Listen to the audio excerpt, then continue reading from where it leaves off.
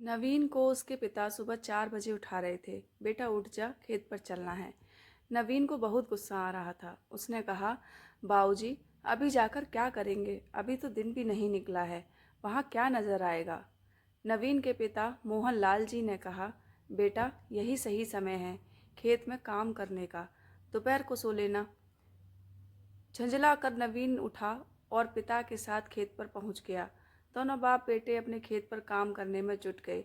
नवीन को खेत पर काम करना अच्छा नहीं लगता था। वह तो पढ़ लिख कर शहर जाना चाहता था, लेकिन मोहनलाल जी चाहते थे कि उनका बेटा खेती करे। शहर का जीवन उन्हें पसंद नहीं था।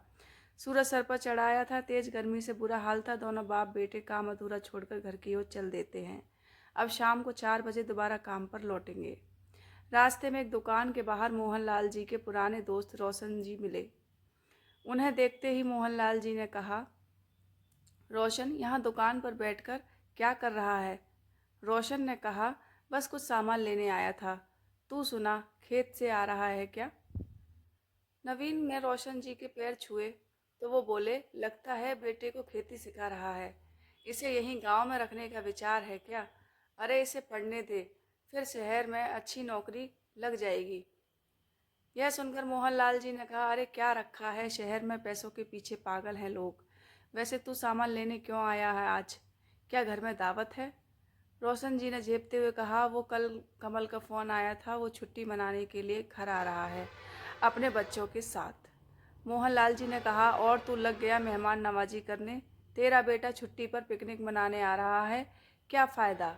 बच्चे मेहमानों की तरह आते हैं, हम उनका स्वागत करते रहते हैं, 2 दिन बाद वो चले जाते हैं। कभी तू भी गया है शहर उनके घर? रोशन ने शर्मिंदा होते हुए कहा, हाँ भाई, कह तो तू ठीक ही रहा है। जब से शहर गया है बस साल में 1-2 बार अपनी गाड़ी लेकर पिकनिक मनाने आ जाते हैं। 10 दिन पहले फ़ोन कर देते हैं, हम पूरा घर सजाने में लग जाते हैं और 2 दिन बाद मेहमान की तरह चले जाते हैं। रही बात मेरे जाने की, तो उनके फ्लैट में हमारे लिए जगह ही नहीं है। नवीन को इन बातों से चिढ़ हो रही थी। वह बोला, क्या चाचा, आप भी कमल भैया को बुरा बोल रहे हो? जानते हो वो कितनी बड़ी कंपनी में मैनेजर हैं? मैनेजर? अरे जो अपना घर मैनेज नहीं कर पाया, अपने माता पिता को बेसहारा छोड़ गया, वो कंपनी का क्या मैनेजर बनेगा? पढ़ लिख कर पैसों के पीछे अपने परिवार को छोड़ देना कहाँ की समझदारी है? मोहनलाल जी ने उसकी बात काटते हुए कहा। नवीन को उनकी बातें बुरी लग रही थी। इधर रोशन जी शर्म से पानी पानी हो रहे थे। वो बोले, अब जैसा भी है ठीक है, अच्छा मैं चलता हूँ। उनके जाने के बाद दोनों बाप बेटे घर आ जाते हैं। नवीन और उसके पिता के विचारों में कोई मेल नहीं रह गया था। माँ बिमला जी ने नाश्ता बनाया। दोनों नहा धोकर नाश्ता करने बैठी थे, तभी बाहर गाड़ी की आवाज़ सुनकर दोनों बाहर निकल आए। नई चमचमाती गाड़ी में कमल अपनी पत्नी और बच्चों के साथ रोशन जी के घर की ओर जा रहा था। नवीन बोला, देखो इसे कहते हैं तरक्की, कितनी बड़ी गाड़ी है। मैं अभी कमल भैया से मिलकर आता हूँ। मोहनलाल जी ने कहा, अरे नाश्ता तो करता जा। लेकिन नवीन उनकी बात सुने बगैर रोशन जी के घर की ओर चल दिया। मोहनलाल जी ने कहा, बिमला सुन, तेरे बेटे पर शहर का रंग चढ़ रहा है।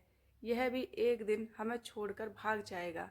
बिमला जी ने कहा, कहाँ जरा से बच्चे के पीछे पड़ गए, अभी तो वो 8वीं में पढ़ रहा है।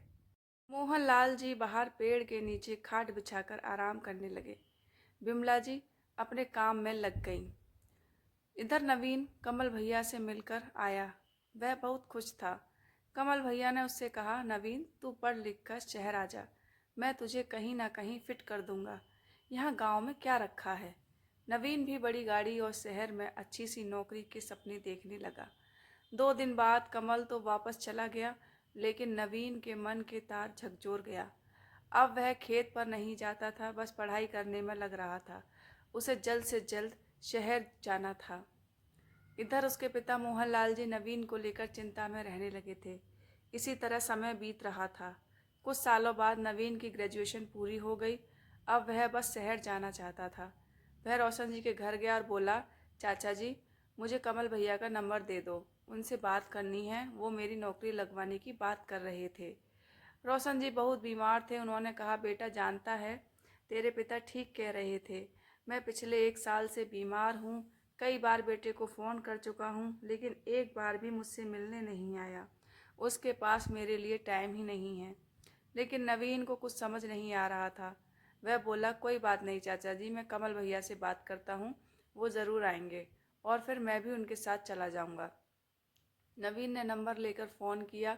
दूसरी तरफ से कमल ने फ़ोन उठाया। कौन? भैया, मैं नवीन बोल रहा हूँ, आपके गांव से। वो आपने नौकरी के लिए कहा था। कमल ने कहा, मेरा उस गांव से और गंवार लोगों से कोई मतलब नहीं है। मैं अगले महीने कनाडा जा रहा हूँ। मेरे पिता ने फ़ोन कर करके मेरा दिमाग ख़राब कर दिया। अब पूरे गांव में नंबर बांट रहे हैं। आज के बाद फ़ोन मत करना। यह कहकर कमल ने फ़ोन काट दिया। नवीन को बहुत बड़ा झटका लगा। उसके तो सारे सपने टूट गए। वह उदास होकर अपने घर आया। मोहनलाल जी ने कहा, क्या हुआ? हो गई कमल से बात? नवीन ने सारी बात बता दी। यह सुनकर मोहनलाल जी ने कहा, जानता है उसने यह सब क्यों कहा? जब 1 साल पहले वह आया था तो अपना घर और खेत बेचना चाहता था। रोशन ने यह सब बेचने से मना कर दिया। बस इतनी सी बात पर माँ बाप से रिश्ता तोड़ लिया और वही गुस्सा तेरे ऊपर निकाल दिया। पैसे की भूख ने उसे अंधा बना दिया। यह सुनकर नवीन को भी बहुत बुरा लगा। लेकिन पापा, इस जमीन को बेचना क्यों चाहते हैं कमल भैया? मोहनलाल जी ने कहा, मैंने रोशन के कहने पर शहर जाकर पता किया था। उसकी नौकरी छूट गई थी। किस्तों पर फ्लैट और गाड़ी ले रखी थी। उसे ही भरने के लिए पैसे चाहिए थे और फिर वो विदेश जाने के चक्कर में था। बाकी बचे पैसों से विदेश में जाकर सेट होना चाह रहा था। वो तो मैंने रोशन को समझाया, वरना इस उम्र में खेत मकान बेचकर बेटे के पीछे पीछे भागता रहता और वो नालायक इसे धक्के मारकर सड़क पर भीख मांगने को मजबूर कर देता। अब 1 साल से अपने बाप को देखने भी नहीं आया। नवीन के सर से शहर जाने का भूत उतर चुका था। वह मोहनलाल जी के गले लगकर रोने लगा।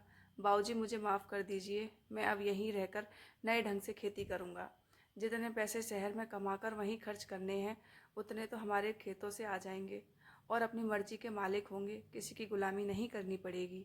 मोहनलाल जी और विमला जी नवीन की बातें सुनकर बहुत खुश हुए। मोहनलाल जी ने कहा, चल मेरे साथ, रोशन जी के घर चलते हैं। उसका भी तो ध्यान रखना है। उससे कहता हूँ कि मेरा बेटा अब शहर नहीं जा रहा है और तेरा भी ध्यान रखेगा। नवीन रोशन जी के घर गया। फिर कुछ दिन बाद उन्हें लेकर शहर पहुँच गया। वहाँ उनका अच्छे से इलाज करवाया। कुछ दिन में रोशन जी बिल्कुल ठीक हो गए। नवीन ने अपने दोस्त को भी शहर जाने से रोका। सबने मिलकर नए तरीके से खेती शुरू की। कुछ ही सालों की मेहनत से नवीन ने गांव में नया घर बना लिया, बड़ी सी गाड़ी ले ली। अब वो अपने परिवार के साथ रोशन जी के परिवार का भी ध्यान रखता था। कुछ ही दिनों में नवीन की शादी हो गई। आज नवीन और उसके दोस्त गांव में रहकर तरक्की कर रहे हैं और अपने आसपास के लोगों को भी प्रोत्साहन दे रहे हैं कि वे शहर ना जाएं।